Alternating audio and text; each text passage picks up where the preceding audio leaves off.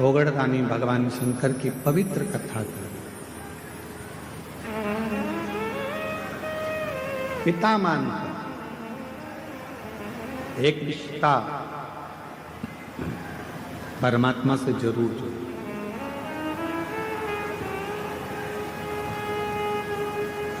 भगवान शंकर को अगर रोज जल चढ़ाने जाओ तो शिव जी से एक संबंध जोड़ लो, एक रिश्ता जोड़ लो। तू मेरा पिता है, तू मेरा सखा है, तू मेरा भाई है, तू मेरे परिवार का सबसे बड़ा सदस्य है। एक संबंध परमात्मा से। एक कितना सुंदर संवाद शिव महापुराण में आता है। जिस समय पर भगवान देवाधिदेव महादेव ने मंथन में निकला हुआ विष पी लिया और वो विष कंठ में उतर गया, वो विष। तब माँ आद्य शक्ति, माँ दुर्गा भवानी, माँ पार्वती जी को मालूम पड़ा कि मेरे पति ने, मेरे भोले बाबा ने विष पी लिया, विष धारण कर लिया मेरे शरीर, विष पी लिया मेरे शरीर। सहन नहीं हुआ माँ पार्वती से कि मेरे भोले बाबा, एक तो शिव भोले, भगवान शंकर बड़े सरल सहज। अच्छा एक बात और है, जो बहुत सीधा होता है, बहुत सरल होता है, बहुत भोला होता है, गाली भी उसी को पड़ती है, अपशब्द भी उसी को कहे जाते हैं, ताने भी उसी को दिए जाते हैं, और लोग जो बोलना है काम भी उसी से कराओ, अपशब्द भी उसी से कहो, ताने भी उसी को दो, सब काम वो ही करो। जो बोलने में बड़ा एक्सपर्ट होता है वो तुरंत पलट के जवाब दे देता है, हमसे फालतू बात करना मत ही, नहीं तो हमको देख ले। इसलिए आप लोगों से निवेदन है, भोले रहो भोले के सामने, पर कभी कभी मां जगत जननी का रूप भी तुम्हारे अंदर होना चाहिए। मां आद्य शक्ति की शक्ति तुम्हारे अंदर होना चाहिए। कभी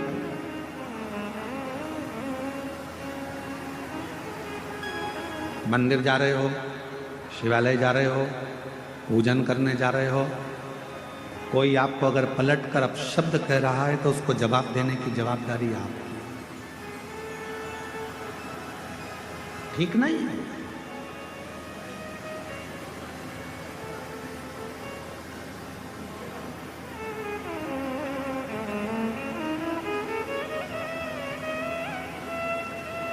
हम एक जगह पर सुन रहे थे तो किसी ने एक बात कही कि भगवान देवाधिदेव महादेव को पाना है तो आपको बहुत भोला बनना पड़ेगा। हम किसी के सुन रहे थे तो उन्होंने कहा, पर हम कहते हैं, ये व्यासपीठ कह रही है, शिव महापुराण कथा वर्णन कर रही है,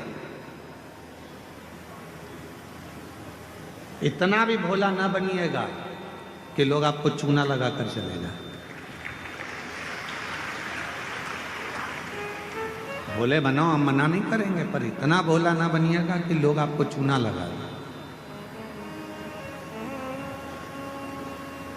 भजन करो, स्मरण करो, शिव मंदिर जाओ, सत्संग करो, शिव की भक्ति करो, मना नहीं है, पर यह भी नहीं कि लोग हमको पागल समझ लें या हमको चूना लगा कर चले जाएं, ऐसा भोलापन न रखिए। भक्ति करो, मना नहीं। और भजन में जो सुख है, भजन में बस इतना याद रखना कि संपदा का सुख मत देखो, भजन में आप व्यवस्थाओं का सुख मत देखो। मेरी कई जीजियां यहाँ बैठी हैं, कई जीजा मेरे यहाँ बैठे हैं, कई बेटियां यहाँ बैठी हैं, कई बेटा यहाँ बैठे हैं, कई बुजुर्ग माँ बाप यहाँ पर बैठे हुए हैं, कई चैनल वालों ने, कई मीडिया वालों ने, कई पत्रकारों ने, सब ने पूछा कि यहाँ तुम्हें कैसा लग रहा है। सबने एक ही बात कही, यहाँ जैसा तो हमें स्वर्ग कहीं नहीं मिला जो हमने 7 दिन शिव पुराण में। फिर किसी ने पूछा कि तुम कहीं गई थी, तुम्हें कुछ मिला था, शिव पुराण में तुम कैसे आई हो? तो किसी ने कहा कि बस बाबा की कथा है, ये तो मालूम था, पहले ही मालूम था कि भीड़ बहुत आएगी, तो हम पहले से ही विचार बना कर गए थे कि भीड़ तो आएगी, व्यवस्था अपने को खुद करना है, अपना बिछाओ, अपना ओढ़ो, अपना खाओ, आनंद पाओ और हर हर। पर जो शिव महापुराण की कथा में जो कुबेरेश्वर धाम से, ये कुबेर भंडारी की भूमि से ये शिव महापुराण की कथा जब किसी नगर में, किसी गांव में, किसी क्षेत्र में, किसी खेड़े में, किसी कॉलोनी में, किसी सोसाइटी में, ये कुबेरेश्वर बाबा की ये पोथी जब कुबेर धाम से चलती है, सीहोर से चलती है, कुबेरेश्वर बाबा के दरवाजे से चलती है, तो ये लेने नहीं, तुम्हारे पास में देने के लिए आती है भंडार भरने। एक पत्र है, एक पत्र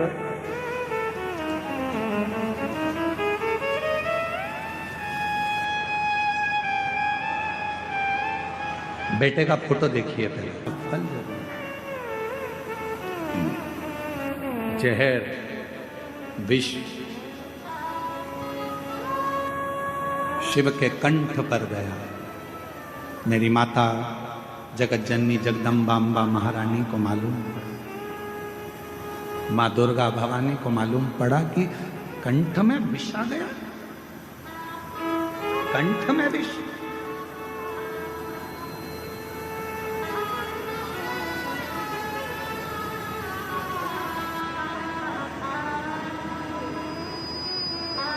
पार्वती जी तुरंत दौड़ पड़ी,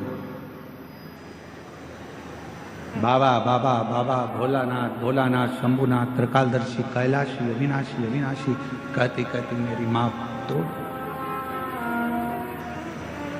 मेरी माता दौड़ पड़ी, पहुंची। भोले बाबा का जब स्वरूप देखा मेरी माता ने तो पूरा शरीर नीला पड़ रहा था। बोल नीलकंठेश्वर महादेव की जय।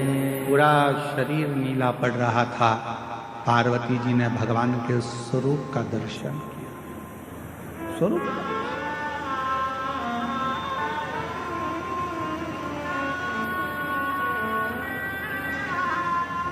पार्वती जी ने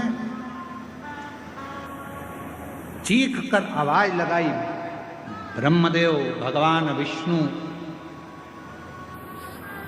आकर खड़े हो गए।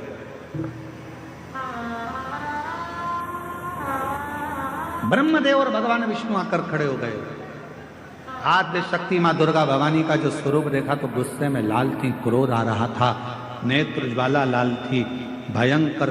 जब नेत्र ज्वाला लाल थी तो उनको देखकर आश्चर्य में पड़ गए भगवान स्वयं ब्रह्मा विष्णु स्वयं।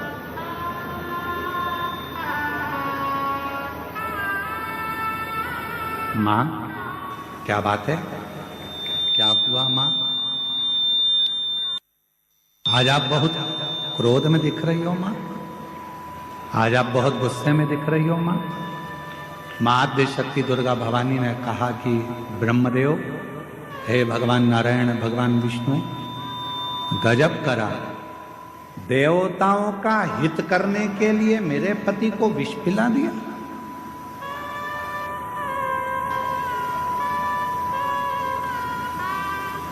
देवताओं का हित करना था तो मेरे पति को विष।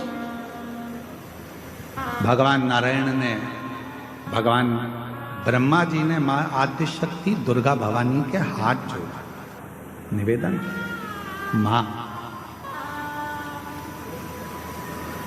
33 कोटि देवताओं में कोई देवता ऐसा नहीं है कि इस विष को पचा सके।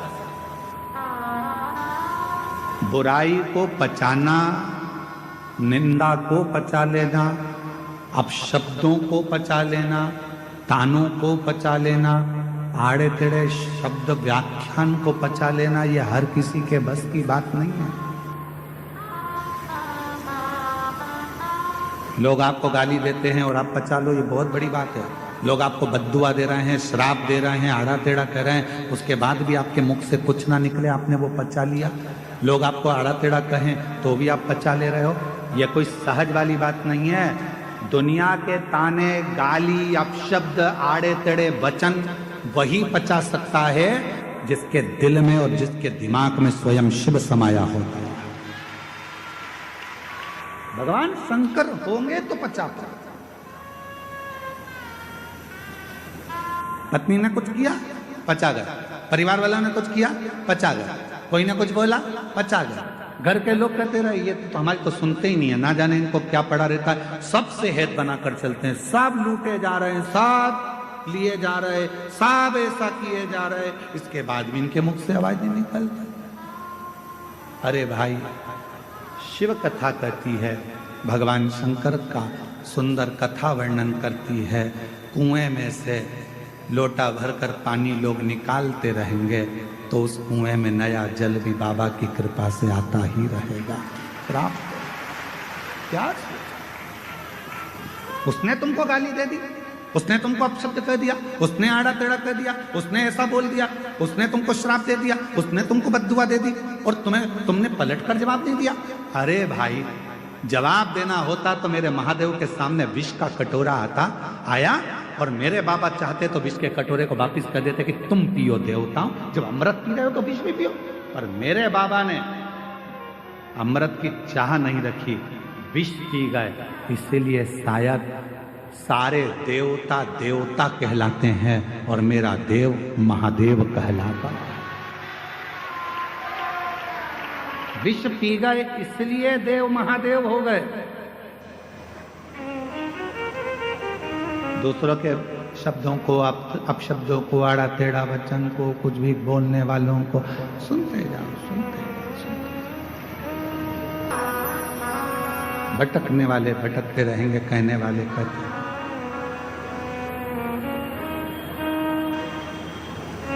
बस आप अपने मन की बात को भगवान देवदेव महादेव से, उसके पास में वैकुंठ जैसा सुख नहीं है, उसके पास में वैभव नहीं है।